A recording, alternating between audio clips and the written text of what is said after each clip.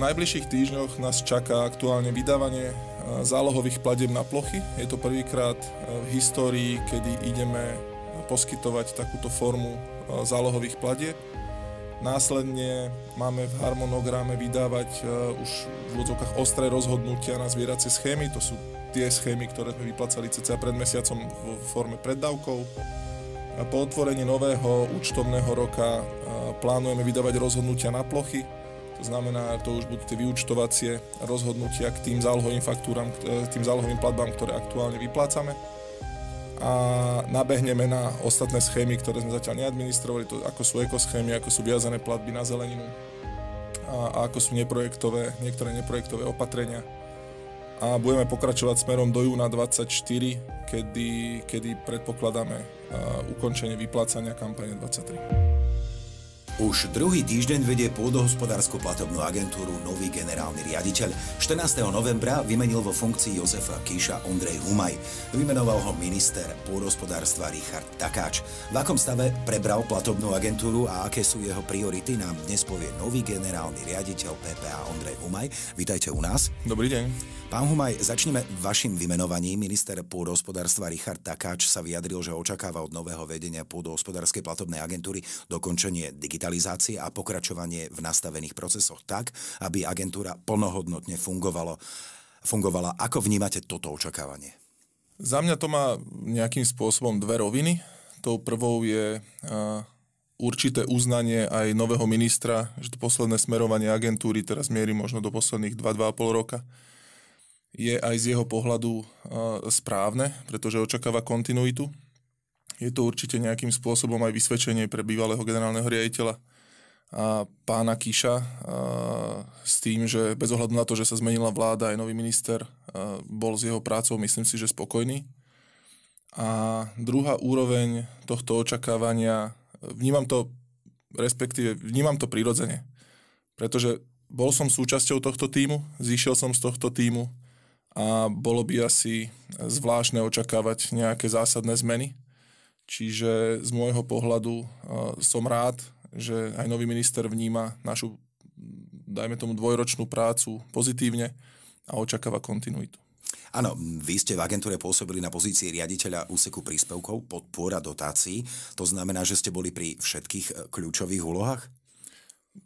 Neviem, či by som to až tak povedal, ale čo sa týka úseku príspevkov, podpor a dotácií, je to úsek, pod ktorý patria všetky tri, my to voláme vecné sekcie. Či je to sekcia priamych podpor, či je to sekcia projektových podpor alebo sekcia organizácie trhu a štátnej pomoci. Čiže asi 4 z 10 zamestnancov agentúry pôsobia práve na tomto úseku. Všetky rozhodnutia, ktoré agentúra vydáva, prichádzajú práve z tohto úseku, čiže to je ten úsek, kde sa prerozdeľujú financie. S tým samozrejme súvisí aj určitá zodpovednosť, to znamená áno, boli sme pravdepodobne pri všetkých stretnutiach s Európskou komisiou, boli sme určite pri takmer všetkých stretnutiach s certifikačným orgánom, boli sme dotazovaní zo strany riadiaceho orgánu, príslušného orgánu, certifikačného orgánu, aj komisie, aby sme zavádzali nové postupy, nové procesy, čo na konci dňa tvorí akoby tú kostru toho ozdravného procesu na agentúre. No na druhú stranu treba povedať, že agentúra nie sú len tieto vecné sekcie, ale sú to aj stovky ďalších ľudí, ktorí sa podieľajú na tom, v akom stave agentúra dnes je a akú cestu si za posledné 2 roky prešla.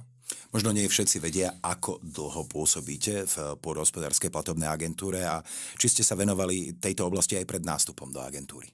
V agentúre som niečo viac ako 2 roky, čiže nastúpil som v októbri 2021. Prvého pol roka som bol na platobnom úseku, kde sme ešte s bývalým generálnym riaditeľom mali určitú víziu. A tento platobný úsek sme potrebovali doplniť o sekciu monitoringu, reportingu, čo sa nám na prelome rokov 2021-2022 podarilo.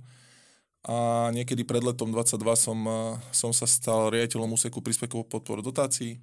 Čiže na agentúre posledné 2 roky a pred agentúrou po vysokej škole, tu v Bratislave som skončil ekonomickú univerzitu, som sa stal súčasťou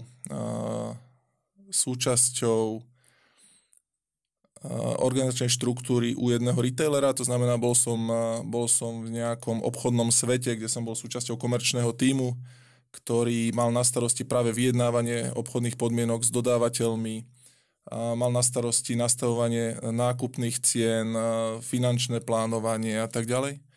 U tohto retailera som bol 6 rokov a po 6 rokoch som sa rozhodol ísť na tú druhú stranu barikády, to znamená, išiel som do štruktúr stredne veľkého podniku, producenta fresh foodového tovaru, alebo teda čerstvého tovaru, ale stále som bol v nejakom tom obchodnom vzťahu dodávateľ-odberateľ, akorát, že som prešiel z jednej strany na druhú. Čo sa týka agentúry, úplne otvorene v 21. roku, keď som prišiel do agentúry, tak ešte som úplne netušil, do čoho idem. Čiže bol som taký ako keby nepopísaný list. A práve ten možno toho pol roka na platobnom úseku mi dalo nejaký čas sa zorientovať a minimálne pochopiť a navnímať tú agendu. V akom stave ste prebrali agentúru? Jedna vec je stav tých vecných sekcií, to znamená takých tých core nosných sekcií, kde sa prerozdeľujú všetky financie. Ten by ma prekvapiť asi nemal, keďže som tam posledný rok a pol strávil, čiže ten stav si myslím, keď ho porovnám so stavom spred 2 rokov, tak je diametrálne odlišný. A určite je viac zastabilizovaný, ako bol pred 2 rokmi. Na druhú stranu ideme aktuálne do nového programového obdobia, čiže v určitých sekciách sú opäť nejaké pohyby, ale ten stav môžem nazvať, že je stabilný. Na konci dňa bol som súčasťou toho tímu, ktorý tieto sekcie viedol. A na druhú stranu, keď som si sadol na stoličku generálneho riaditeľa,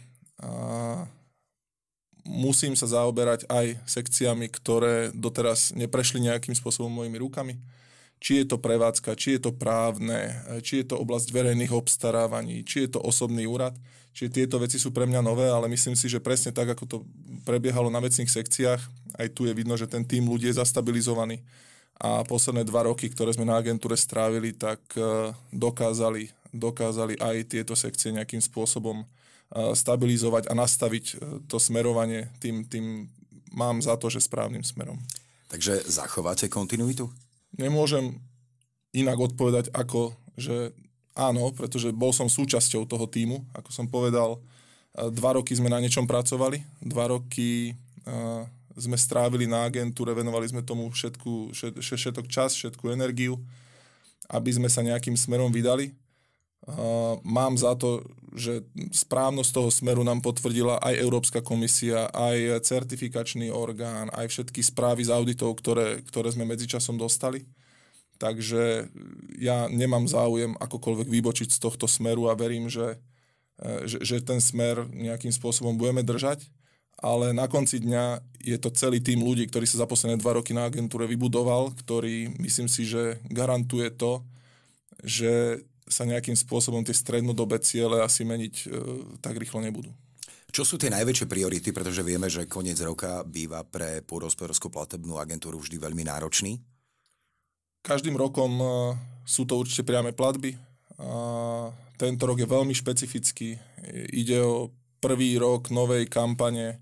Už ste sa tu rozprávali aj s riaditeľom sekcie priamych podpor, ktorý vám o tom hovoril viacej.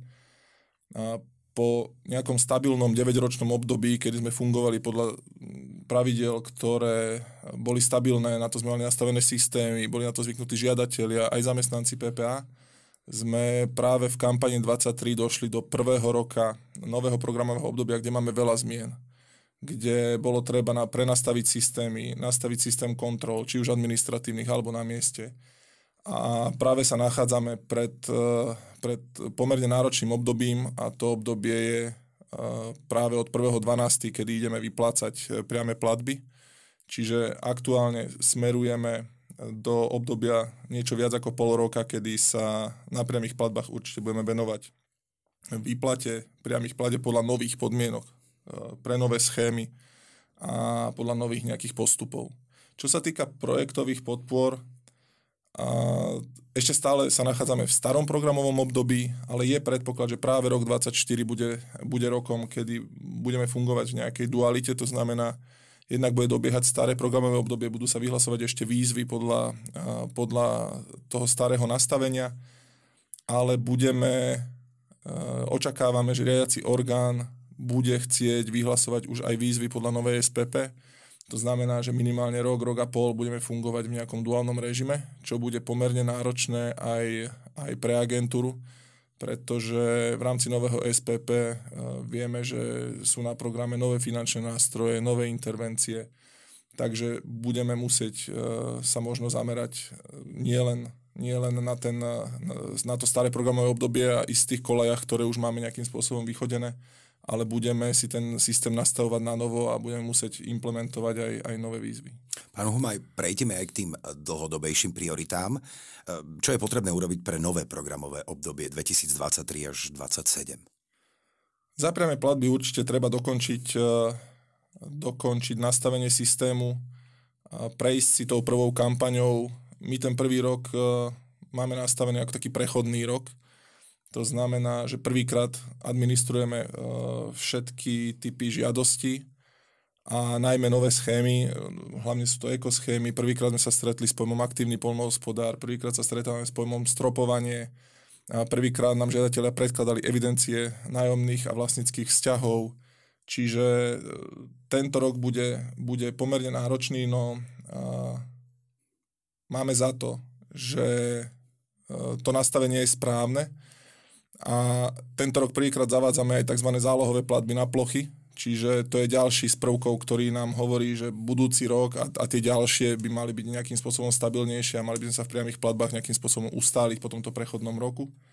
Čo sa týka dlhodobejších priorít za ostatné sekcie, najmä na projektoch, budeme sa smerovať na nové programové obdobie, na najmä finančné nástroje, a potrebujeme ďaleko užšie spolupracovať s riadiacím orgánom tak, aby sme ten prechod nejakým spôsobom dokázali zabezpečiť. Hovorí sa o možných zmenách v poskytovaní podpor. Niektorí analytici napríklad spochybňujú pomoc vo forme zelenej nafty. Je podľa vás na mieste žiadať jej zrušenie? To je skôr politická otázka. Z môjho pohľadu a z pohľadu agentúry ide pravdepodobne, ak si dobre pamätám, o prvú schému štátnej pomoci, ktorá bola administrovaná cez agendový systém ITMS. A práve na schému štátnej pomoci Zelená nafta máme veľmi dobrú spätnú väzbu od žiadateľov. Žiadatelia každoročne s touto schémou počítajú. Napríklad tento rok, myslím, že je tam alokovaný viac ako 31 miliónov eur, ktoré v prípade akéhokoľvek zrušenia alebo úpravy by tomu sektoru určite chýbali. A je tam viac ako 2800 žiadateľov tento rok.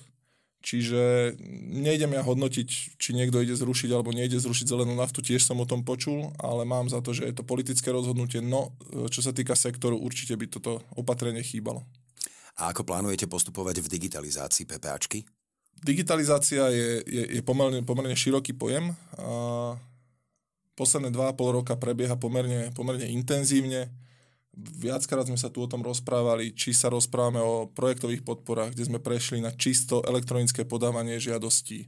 Takisto sme prešli na čisto digitálne predkladanie podkladov verejného obstarávania cez systém Josephine. To všetko sú prvky, ktoré smerujú k väčšej digitalizácii a procesov na agentúre. To je to, čo vidí možno žiadateľ, ale takisto ako tieto procesy smerom mimo agentúry do agentúry, takisto digitalizujeme aj vnútorné nejaké nastavenia v agentúre, čo samozrejme žiadatelia nemusia vždy vidieť. Pre rok 2023 sme prvýkrát dali povinnosť právnickým osobám aj v priamych platbách predkladať žiadosti elektronicky, plánujeme to rozšíriť na všetky subjekty. Čiže digitalizácia sa deje krok za krokom, no stále máme za to, že z toho strednodobého hľadiska nám chýba nejaký, nazvem to teraz frontend, to znamená, aby aj žiadatelia pocítili tú formu digitalizácie, aby existovala nejaká aplikácia, kde by sa vedeli naloadovať, kde by videli notifikácie, kde by videli všetky svoje žiadosti, históriu žiadosti, stavy žiadosti a tak ďalej. Čiže toto je nejaký strednodobý cieľ, ktorý máme samozrejme pred sebou. Povedzme si ešte raz na záver, čo majú očakávať v najbližších týždňoch prijímatelia podpor od PPAčky. V najbližších týždňoch nás čaká aktuálne vydávanie zálohových platieb na plochy. Je to prvýkrát v histórii, kedy ideme poskytovať takúto formu zálohových platieb. Následne máme v harmonograme vydávať už v úvodzovkách ostré rozhodnutia na zvieracie schémy. To sú tie schémy, ktoré sme vyplácali cca pred mesiacom vo forme preddávkov. Po otvorení nového účtovného roka plánujeme vydávať rozhodnutia na plochy. To znamená, to už budú tie vyúčtovacie rozhodnutia k tým zálohovým faktúram, tým zálohovým platbám, ktoré aktuálne vyplácame. A nabehneme na ostatné schémy, ktoré sme zatiaľ neadministrovali, to ako sú ekoschémy, ako sú viazané platby na zeleninu a ako sú niektoré neprojektové opatrenia. A budeme pokračovať smerom do júna 2024, kedy predpokladáme ukončenie vyplácania kampane 23. No, verím, že všetky ciele, ktoré máte, sa vám podarí splniť k spokojnosti všetkých prijímateľov a že si o nich v budúcnosti povieme detailnejšie. V tejto chvíli ďakujem veľmi pekne za rozhovor generálnemu riaditeľovi PPA Ondrejovi Humajovi. Ďakujem pekne. A ďakujem veľmi pekne za pozornosť aj vám a tešíme sa na vás opäť na budúce.